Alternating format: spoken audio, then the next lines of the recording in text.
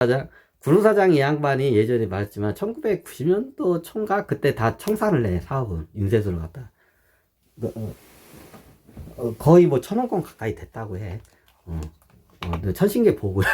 거의 1,000억 원 가까이 됐다. 그거 거의 90% 어디서 날려먹은가 주식에서 닷컴 뽑을 때 주식에다가 거의 90% 이상을 갖다가 닷컴 뽑을 때 그거 다 날려먹은 거예요. 날려먹은 거야. 이 양반이 구루사장이 최고 해피했을 때가 언제냐? IMF 때야. 이제 IMF 때 다들 힘들 얘기하는데 구루사장은 어떻게 냐 그때가 제일 해피했대야. 근데 그때 내가 멍청했대. 내가 하나만 알고 둘은 몰랐다고 그러는 거야. 야, 구루사장 얘기 재밌지? 이제 말했지만 구루사장이 2000년도 초에 닷컴 버블로 해가지고 거의 90% 이상의 재산을 다 날려먹어. 90 몇 프로를 갖다 다 날려먹어. 전 재산을 다 날려먹어. 주식으로. 잘못해. 예전에 다 설명드렸죠? 근데 이 양반이 최고 해피했던 게 언제냐면, 인쇄소에서 돈 많이 됐지만 그 이후로 보면 나중에 다 현금화로 한 거야, 이제. 근데 나중에 어떻게 냐 IMF 때 다들 힘들다는 얘기를 해. 막 다른 양반들. 근데 어떻게 냐 구루사장은 그때가 최고 행복했대. 근데 그때 내가 멍청했대. 왜요? 구루사장님. 그러니까 내가 그때 말이요. 내가 돈을 갖다가 그 이자 따먹는데 내가 정신 팔려가지고 그 이자 따먹는데 내가 정신 팔려다가 기회를 그때 놓쳤다고. 근데 뭔 말이냐? IMF 때 자기는 굉장히 해피했대야. 딴 사람들은 죽어 자빠는데 했는데 왜? 현금을 겁나게 많이 갖고. 현금을. 그러니까 나중에 이자가 막 20% 30%가 오른 거야. 그러니까 나중에 그때 이자 장사를 했던 거야, 그 당시에. 은행이나 넣어도 뭐 어떻게 20% 30%가 그냥 이자가 나오니까. 야, 그게 한 몇 년 가. 한 2, 3년 가나? 2, 3년 갔나? 하여튼 몇 년 가. 그 몇 년 동안 해피했던 거야. 근데 구루사장이 나중에 보니까 내가 그때 멍청했다고. 왜요? 구루사장님은 해피했잖아요. 막 20 몇 프로지 막 2, 30%씩 막 금리가 나오니까 얼마나 행복했어요. 그러니까 어떻게, 내가 멍청했대야. 그 당시에 내가 막 자산 가격이 부동산 같은 게 막 그 똥값으로 떨어질 때 그거를 내가 샀었어야 한다. 그때 IMF 때 부동산 값이 겁나게 떨어졌는데 그 당시에 이자 따먹는 예금 이자 따먹는 그 재미에 내가 푹 빠져가지고 기회를 못 봤대야. 나중에 보니까 이제 금리가 많이 내려지고 부동산 값이 많이 오른 거야. 근데 그 당시에 이게 예금 금리가 막 폭등을 했을 때 어떻게 경매나 이런 데 부동산 값이 그 당시에 겪어본 사람들은 다들 기억하실 거야. IMF 때 부동산 값이 말도 안 되는 게 폭락을 해, 그 당시에. 그 당시에 이제 구루사장이 내가 그 당시에 멍청하게 예금 이자 몇 푼 되지도 않는 거 따먹으려고 하다 기회를 줬어. 그 당시에 내가 부동산을 샀어야 하는데, 장원 씨도 나중에 혹시나 그런 일이 발생하면 그 현금 있으면 예금 따먹는데 정신 팔지 말고 그 땅이나 부동산 좀 사놔. 그때 장원 씨도 이제 그런 얘기를 하고. 구루사장이 그런 거야, 그 당시에. 내가 그 당시에 멍청했었다고. 내가 그 당시에 IMF 때 그 예금 따먹는 놀이에 해가지고 그때 내가 부동산을 사놨어야 했는데 멍청하게 내가 나중에 어떻게 냐 그 예금 따먹다가 나중에 이 양반이 예금 금리가 떨어지니까 수익이 안 나오잖아. 재미가 없잖아. 그죠? 그러니까 나중에 어떻게 냐 주식시장을 기웃기웃하다가 내가 날려먹은 거야. 전 재산 다 날려먹은 거야, 그 당시에. 닷컴 뽑을 때 이 양반. 그러니까 그 양반이 하는 말이, 내가 차라리 그때 이자 따먹지 말고 부동산을 사놨으면 내가 그 당시에 주식을 투자 안 했을 거라고. 부동산에 묶여있으니까 재산이. 그러면 내가 그 당시에 전 재산 안 늘려먹고, 그때 만약 부동산 샀으면 내가 진짜 내 재산이 그냥 몇천억 정도 되지 않았을까. 뭐 그렇게는 얘기 안 해. 재산이 겁나게 올랐어. 내가 예산으로 봤을 때는 몇천억 자산가가 됐어. 몇천억 대 1조 자산가까지는 안 되라도 몇천억 자산가가 됐을 거야, 이 양반이 그 당시에. 그렇게 부동산을 했었어. 그 당시에 되게 헐값에 막 겁나게 부동산들이 굴러다니고 있었대. 근데 그 당시에 이자 따먹는데 어떻게 이자 놀이에 빠져가지고 그걸 못 봤다는 거야, 그게. 나중에 지나고 보니까 한 거야. 그래, 나중에 그 이자가 많이 떨어지니까 재미가 없잖아, 은행 이자가. 그래서 어떻게 주식으로 한번 하다가 어떻게 전 재산 다 날려먹은 거야. 이 양반이.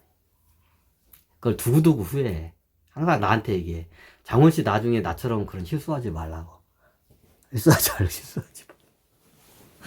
나처럼 그런 실수하지 마. 하면서 어떻게. 그러니까 IMF 때 이자 장사로 해가지고 돈을 겁나게, 이게 많이 불어난 거야, 재산이. 근데 그 불어난 재산을 갖다가 어떻게 돼? 주식에다가 넣어가지고 어떻게 해요? 전 재산 거의 다 날려먹은 거야, 그 당시에. 이게 인생 한 방이야. 인생, 저기 나가 떨어진 거 한 방이야, 이거. 한 방이야, 진짜로. 그래서 분산 투자를 해야 돼. 분산 투자를 해야 돼. 분산 투자를 해야 돼. 여러 좀 자산 시장을 좀 알으면 그게 보여. 그리고 다른 주식시장에서 개작살이라도 다른 자산에서 보존이 되기 때문에 그게 돼. 몰빵 잘못했다면 얘네 작살이다. 옛날 구루사장이 그랬어. 구루사장 지금이 그때야. 요거 잘못들이 발들인 애들이 지금 작살나기 일보 직전이야. 자, 채권을 하는 분들 다 아실 거야. 자, 지금이 미국 국채가 4%야. 그죠? 444야. 정확히 4.44%야. 4가 3개가 겹치면 어떻게 해요? 죽을 징조한다, 죽을 징조.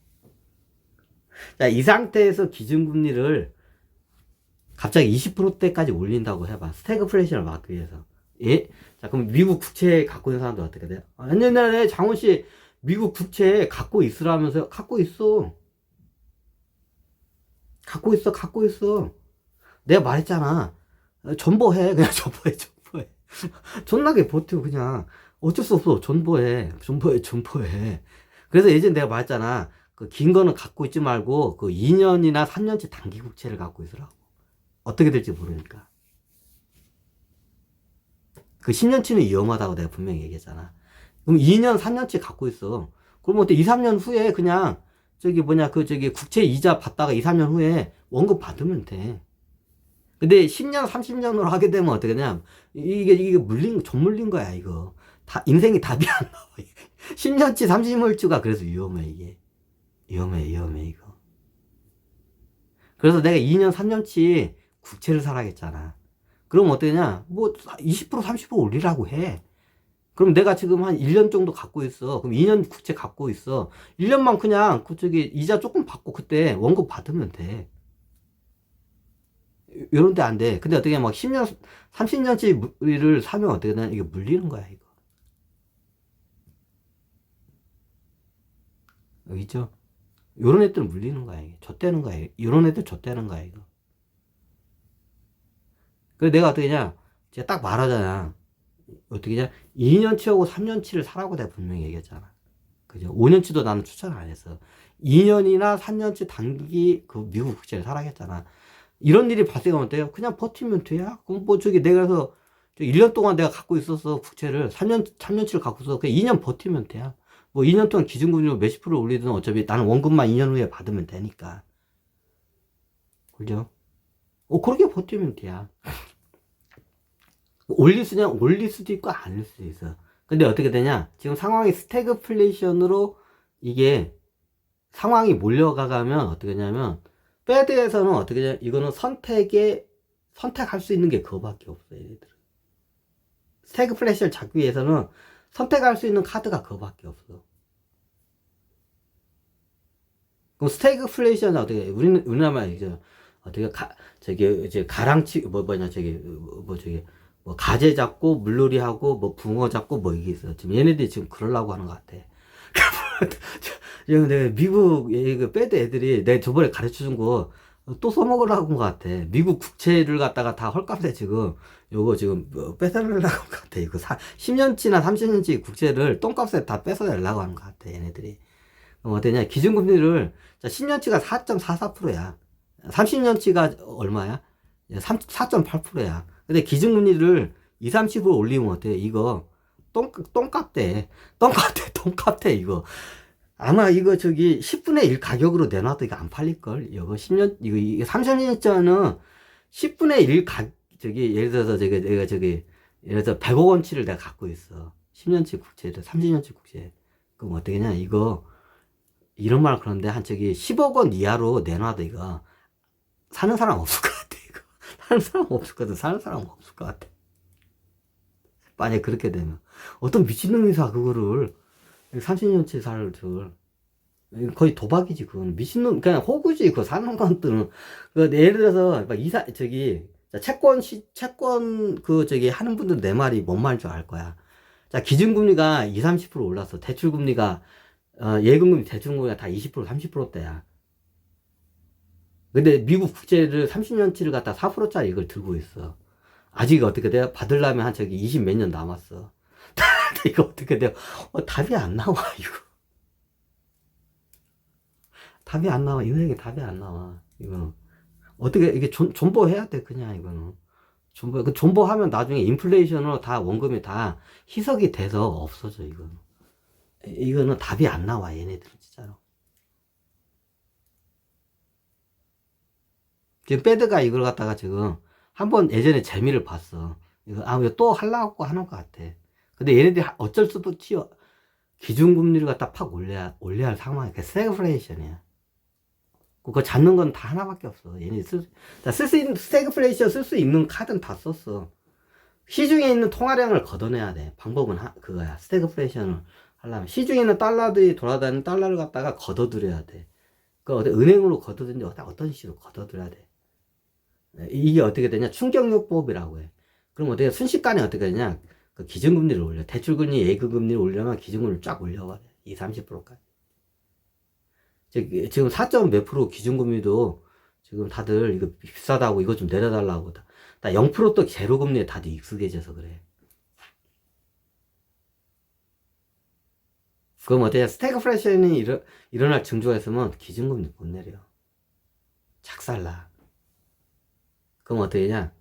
빅스텝 정도가 아니라 그냥 한 번에 그냥 20% 30%까지 올려버려. 그냥 단번에. 충격요법을 쓸 수가 있어, 얘네들. 그럼 그때 어떻게 되냐? 기준금리 20, 30% 올리면 예금금리, 대출금리 다 모든 금리가 20% 30%다 뛰게 돼 있어. 그럼 이때 어떻게 되냐? 버틸 수 있냐? 레버리지 쓴 애들이. 야, 이거 대해서 묻는 거야. 당신네들 버틸 수 있나? 이거야.